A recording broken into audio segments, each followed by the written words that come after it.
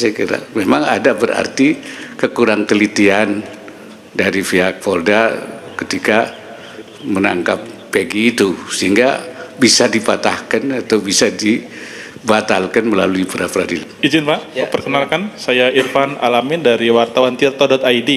Mohon izin Pak Ma'ruf Amin, saya ingin menanyakan mengenai kasus hukum Pak. Kemarin Pak Mahfud MD menyatakan bahwasanya penyelenggara KPU saat ini tidak layak menyelenggarakan pilkada karena ada dugaan pelanggaran kasus asusila yang kemarin dilakukan oleh Pak Hashim Asyari, dan berikutnya ada dugaan-dugaan penyalahgunaan alat-alat atau kewenangan-kewenangan yang ada di KPU untuk kepentingan pribadi Pak.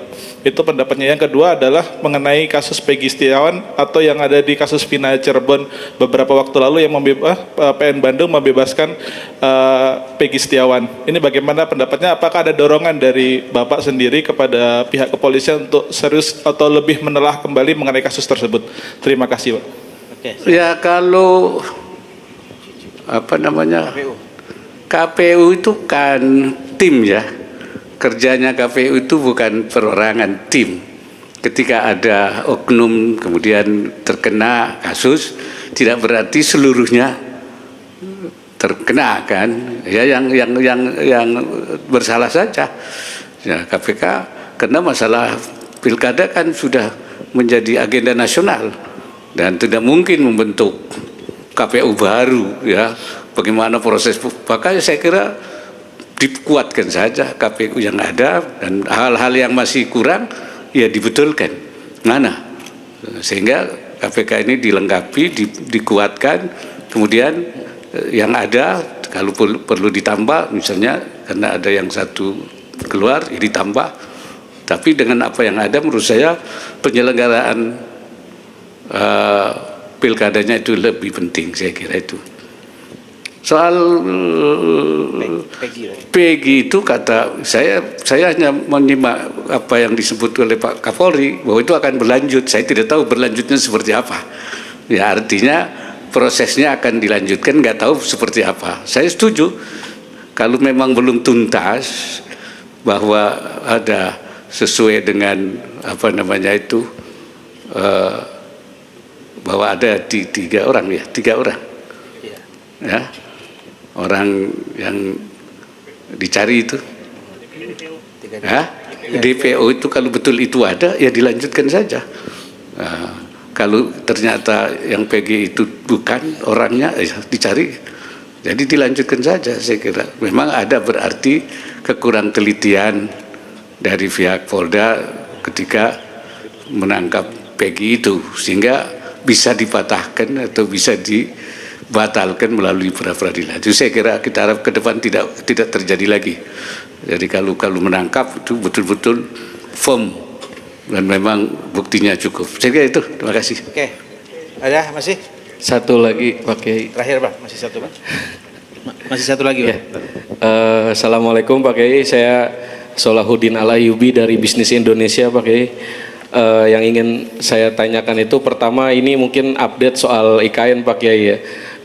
Kemarin itu kan ada rencana bahwa tahun ini 17 Agustus bakal digelar di IKN Pak Kiai, dan beberapa lembaga kementerian itu juga udah siap untuk migrasi ke sana.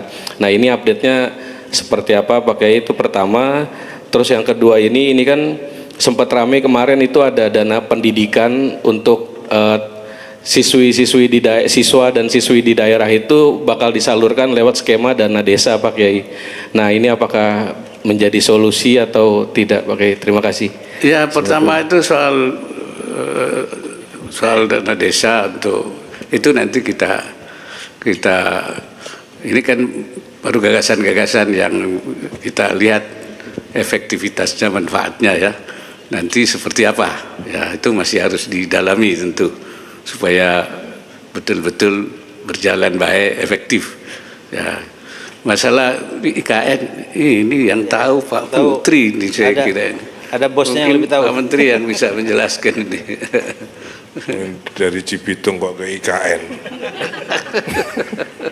Cibitung tuh aja, nggak usah pakai IKN. Jadi IKN, saudara sekalian, sesuai dengan rencana dari Pak Seknek dan Kasetpres, memang 17 Agustusan dilakukan di 2 tempat, di IKN dan di Jakarta. Di Jakarta akan dipimpin oleh Pak Wapres dan Pak Wapres terpilih, sedangkan di IKN oleh Pak Presiden dan Presiden terpilih. Saya dari Kementerian PUPR bertanggung jawab untuk menyiapkan prasarananya. Ya. Sampai sekarang prasarananya insya Allah nanti pada Juli ini sudah akan selesai. Jadi kantor Presiden, Istana Presiden, kantor-kantor Menko yang 4 lantai dari 4 tower, 3 lantai sudah siap, hingga bahkan nanti dipakai untuk para petugas dan peserta upacara. Lapangan upacara sudah selesai. Kemudian itu kantor-kantor Menko ada 4 Menko, Menko 1, 2, 3, 4, masing-masing Menko 4 tower untuk membawai kementerian masing-masing. Dari 47 tower ASN, 12 tower insya Allah akan selesai furnished, sehingga itu bisa dimanfaatkan oleh peserta upacara. Tanggal 10 Agustus semua paskibraka sudah sudah bergerak ke sana. Makanya tanggal 10 Agustus saya hentikan semua pekerjaan yang membutuhkan mobilitas di luar. Batching plant sekarang berhenti, karena saya bersihkan dulu kawasannya. Oke? Jadi insya Allah 15 Juli ini rencananya air minum sudah bisa masuk ke IKN, nanti tanggal 19 saya akan cek ke sana. Ya. Rumah Menteri dari 36 mudah-mudahan akan selesai Juli ini. Nomor 7 Menteri PU, nomor 8 Menteri Perhubungan, nomor 9 Menteri Kesehatan, nomor 10 Menteri PAN-RB. Kami akan berdekatan di sana. Itu yang semua akan coba kita tinggi. Sekarang besok ini Pak Menteri Perhubungan sudah ke sana dengan Ibu, untuk ngecek rumahnya. Jadi intinya insya Allah prasarana untuk kesiapan 17 Agustusan sudah siap pada Juli ini. Nanti akan kita tetapkan. Oke? Terima kasih. Pak, satu lagi Pak. Izin Pak, Assalamualaikum. Terakhir ya. Assalamualaikum, saya Eno dari RRI. Pak Wapres izin mau tahu tanggapan Bapak terkait dengan penilaian tim UAS Haji DPR yang mencermati banyaknya masalah pada penyelenggaraan ibadah haji tahun ini. Salah satunya adalah kuota tambahan untuk haji untuk ONH Plus yang kemudian juga ada manajemen dan fasilitas yang disediakan oleh pemerintah dianggap kurang memuaskan dalam penyelenggaraannya. Ada tanggapan Bapak? Terima kasih. Ya, saya kira itu kan pengawas haji itu DPR. Ya, saya kira itu menjadi kewenangan DPR. Kalau ketika DPR merasa perlu untuk melakukan investigasi, ya, saya kira menjadi kewenangan DPR. Nah, kalau itu diperlukan, itu saya kira menurut saya nggak masalah. Memang kewenangan DPR untuk melakukan hasil pengawasannya. Untuk pengawasan itu kemudian memerlukan ada investigasi selanjutnya. Saya kira itu. Oke, terima kasih. Assalamualaikum warahmatullahi wabarakatuh.